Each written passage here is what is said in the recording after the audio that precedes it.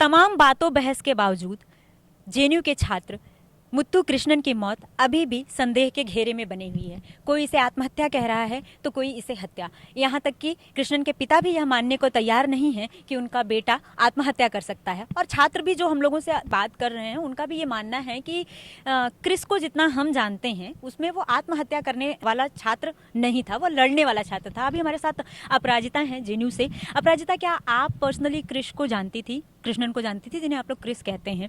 क्या आप उन्हें जानती थी और क्या आपको लगता है कि वो ऐसे छात्र थे कि इस तरह के किसी भी दबाव में आकर के, चाहे वो एकेडमिक प्रेशर रहा हो, चाहे वो जातिगत भेदभाव का मसला रहा हो, या किसी भी इस तरह के किसी अन्य मसले से, क्या वो फांसी जैसा कदम उठा सकते हैं, आत्महत्या जैसा कदम उठा सकते हैं? जी हाँ, हम क्रिश को जानते थे, पर्सनली जानते थे, दोस्त था हमारा भी।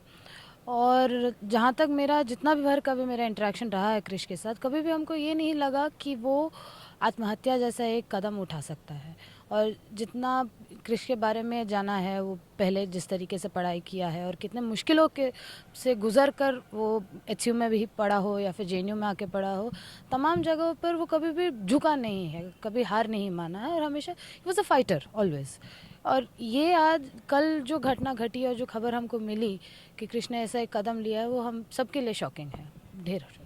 अपराजिता, उनकी मौत जेएनयू में नहीं हुई, जेएनयू के किसी हॉस्टल में नहीं हुई, जबकि वो झेलम में रहते थे। उनकी मौत जो है वो मुनीरका में हुई। सबसे पहला सवाल तो मेरा ये कि आप लोगों को पता कैसे चला कि उन्होंने आत्महत्या कर ली है? दूसरा सवाल ये कि उन्हें अगर आत्महत्या करनी ही थी, जिस तरह के आरोप प्रत्यारोप लग रहे हैं, है ना, उनकी आत्महत्या पे जिस तरह का संदेह जाहिर किया जा रहा है, तो आप लोगों के मन में क्या कहीं ये सवाल नहीं उठता कि अगर उन्हें आत्महत्या ही करनी थी तो उन्होंने अपने जेएनयू के कमरे को क्यों नहीं चुना, वो झेलम में क्यों नहीं उन्होंने फांसी लगाई, वो मुरीरका क्यों गए? क्या इस तरह के सवाल भी उठ रहे हैं और क्या आप लोग इस बारे में भी कुछ सोच रहे हैं? जी, पॉइंट ये है कि वो मुनीरका विहार में डीडीए फ्लैट में थे और उनके किसी एक दोस्त का वहाँ पे घर है, वो अक्सर जाते थे वहाँ पे और इस बार भी गए गए हैं वहाँ पे। और इस तरीके का एक कदम लेने पे एक बहुत डीप साइकोलॉजिकल एक एंग्जाइटी होता है जहाँ पे कोई भी व्यक्ति इस तरीके का एक कदम उठाता है। और उसमें अब लोकेशन क्या रहेगा नहीं रहेगा, सवाल मेरे ख्याल से वो नहीं है कि क्यों वहीं जाके उसने आत्महत्या की, क्यों अपने हॉस्टल में नहीं गया।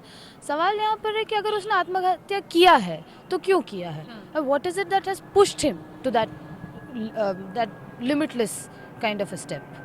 तो सवाल वहाँ पे आता है। और हाँ, बेशक ये बात है, और शायद क्रिश अपने हॉस्टल को भी अपना घर नहीं समझ पाया, जिस तरीके से शायद वो अपने सेंटर में भी एलिनेटेड फील करता था।